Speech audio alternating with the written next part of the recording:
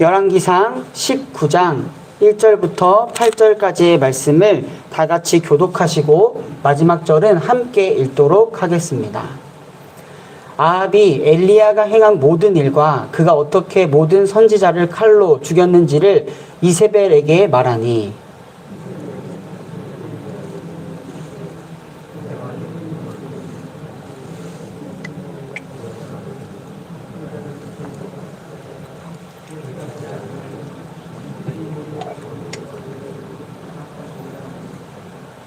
그가 이 형편을 보고 일어나 자기의 생명을 위해 도망하여 유다에 속한 브엘세바에 이르러 자기의 사환을 그곳에 머물게 하고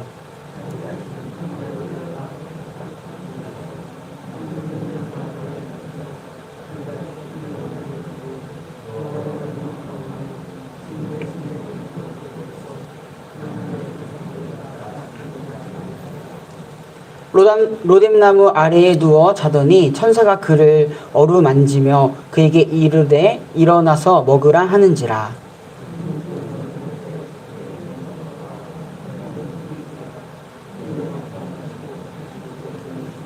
여호와의 천사가 또다시 와서 어루만지며 이르되 일어나 먹으라 내가 갈 길을 다 가지 못할까 하노라 하는지라. 이에 일어나 먹고 마시고 그 음식물의 힘을 의지하여 40주 40야를 가서 하나님의 산 호렙에 이르니라. 아멘. 오늘도 하나님을 사모하여 이 새벽 기도 자리에 있는 우리 정릉교회 성도님들을 주님의 이름으로 사랑하고 축복합니다. 이스라엘에서요 무흐라카를 방문한 적이 있습니다. 바로 오늘 또 엘리야가 아주 멋진 일을 행했던 갈멜산이 위치한 곳입니다. 그곳에는 그리스 정교회에서 운영하는 엘리야 기념교회가 있습니다. 제가 인상적이게 봤던 것은 교회 마당에서 한눈에 보이는 광활한 이스라엘 평야였고요. 또 한 가지는 마당에 있는 엘리야 선지자의 동상이었습니다. 위풍당당하게 바알 선지자의 목을 발로 밟고요. 칼로 치려는 엘리야 선지자의 모습이 동상으로 되어 있었습니다. 이렇듯 엘리야 선지자를 떠올릴 때 일반적으로 동상과 같이 또한 엘리야 그의 이름과 같이 여호와 하나님만 드러내고 여호와 하나님만을 위해서 사는 모습을 우리는 떠올리게 됩니다. 바알 선지자들과의 대결을 통해서 우상 숭배를 타파하고 여호와 유일하신 하나님을 지키기 위한 구약의 대표적인 선지자로 우리는 기억을 하죠. 오늘 본문은 이 일이 일어난 후 엘리야에게 있었던 일을 말해줍니다. 그리고 그가 했던 말을 보면 과연 이전에 우상을 타파하고 여호와 하나님 유일 신앙을 지키기 위해서 자신의 몸을 던졌던 그 선지자가 맞나 의구심이 들 정도입니다. 엘리야는 자신의 목숨을 위협하는 이세벨을 피해서요 정말 많은 길을 도망갑니다. 브엘세바까지 간 것을 보면요. 그리고 그 광야 로뎀나무 아래에서 앉아서 죽기를 간청하며 기도를 합니다. 오늘 본문인 열왕기상 19장 4절을 제가 새번역 성경으로 읽어드리겠습니다. 주님, 이제는 더 바랄 것이 없습니다. 나의 목숨을 거두어 주십시오. 나는 내 조상보다 조금도 나을 것이 없습니다. 갈멜산에서 분명 큰 승리를 거두었지만 끊임없이 자신을 죽이려는 위협이 있기에 이제는 지친 듯한 모습을 보입니다.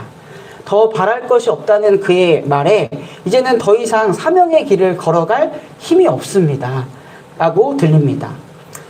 우리의 신앙생활을 되돌아보면요. 삶의 크고 작은 문제들, 어려움들이 분명히 있습니다. 하나님이 함께 하셔서 그것들을 이겨내 지금 이 자리까지 있지만 때때로는요. 정말 그것들이 버거울 때가 있습니다.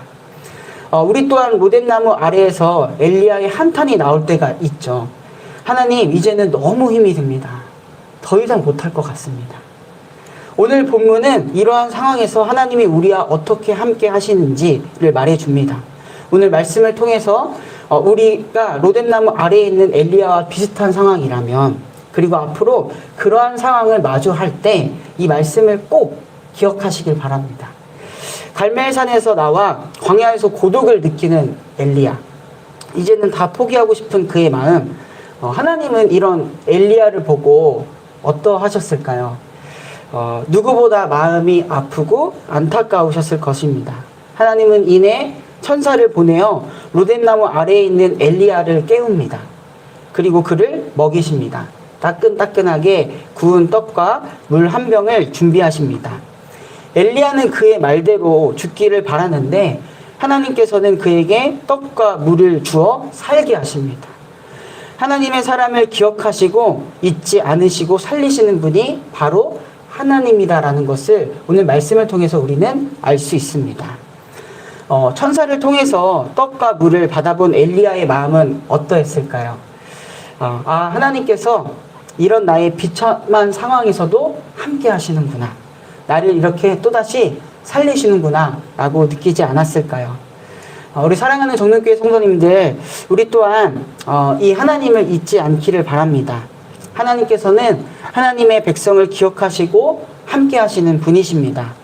때때로 혼자라고 느껴지는 고독함 속에서도 그 무엇도 하기 싫은 삶의 권태, 또한 신앙의 권태 속에서도 나 자신을 내려놓고 싶은 절망의 순간 속에서도 하나님은 우리와 함께 하시는 분이며 다시금 그 고독함에서 벗어날 수 있도록 삶의 권태, 신앙의 권태를 극복할 수 있도록 절망 속에서도 희망을 볼 수 있도록 머리맡에 구운 떡과 물 한 병을 준비해 주시는 분이 바로 우리 하나님이십니다. 저는 이 말씀을 보고 신약 성경의 한 장면이 떠올랐습니다. 제가 참 좋아하는 본문이기도 한데요. 십자가에서 모든 것이 다 끝났다고 절망하고 다시 일상으로 돌아간 제자들에게 부활하신 주님이 찾아가죠. 바로 그 본문이 떠올랐는데요. 주님께서는 일상으로 돌아가 어부의 삶을 사는 제자들을 찾아가 아침상을 차려주십니다. 요한복음 21장 9절을 제가 세번역으로 읽어드립니다. 그들이 땅에 올라와서 보니 숯불을 피워 놓았는데 그 위에 생선이 놓여있고 빵도 있었다. 절망 중에 있는 제자들에게 죽음을 이기시고 부활하신 예수님이 직접 찾아오십니다. 또다시 제자들을 먼저 찾아가신 것이죠. 그리고 제자들을 부르신 것이죠. 조반을 차려주시는 모습을 통해서 예수님께서 이 땅에 어떠한 존재로 오셨는지 다시 한번 확인시켜 주십니다. 바로 생명의 양식으로 오신 주님을 보여주십니다. 그리고 제자들의 믿음을 확인하시고 다시금 사람을 낚는 어부로 부르십니다. 내 양떼를 먹이라.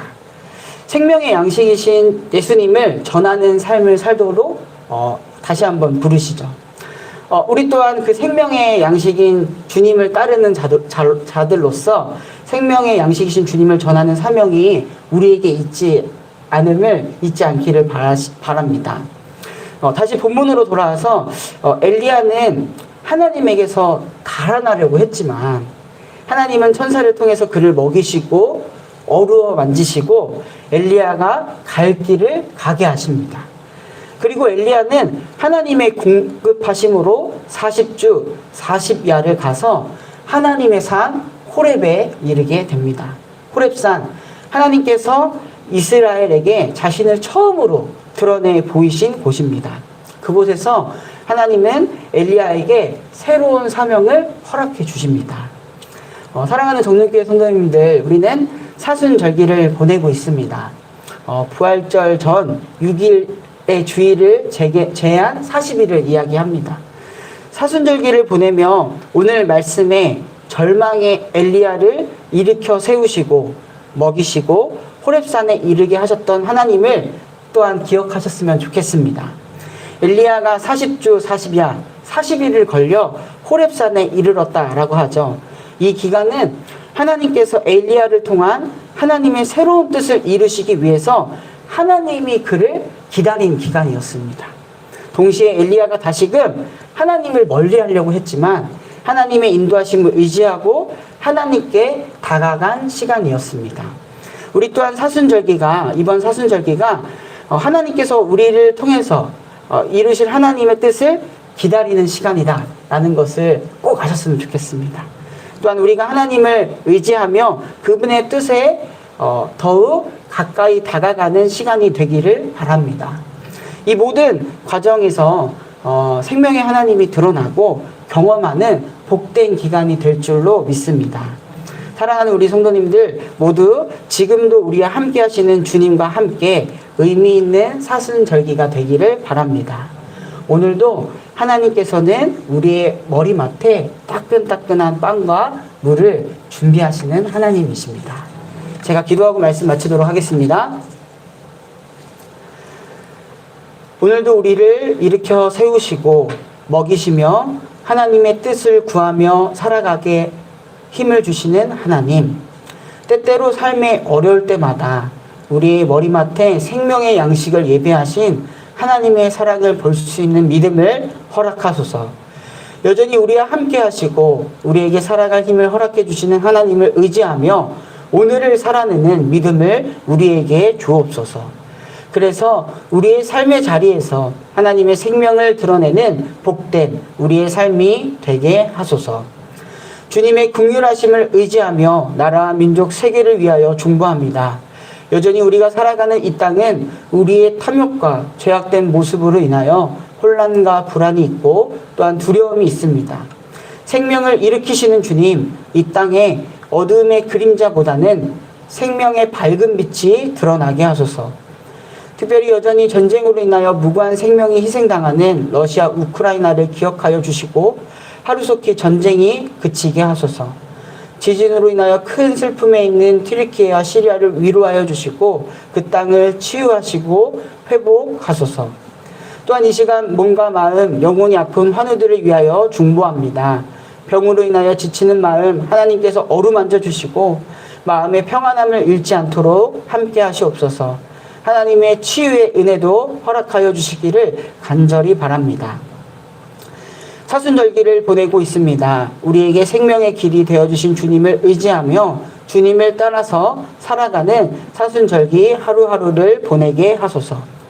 한 주를 시작합니다. 우리를 기억하시고 일어날 힘을 주시며 먹이시는 하나님을 경험하는 하루하루가 이어지게 하소서. 그 은혜 속에서 감사함을 잃지 않고 살아가게 하소서.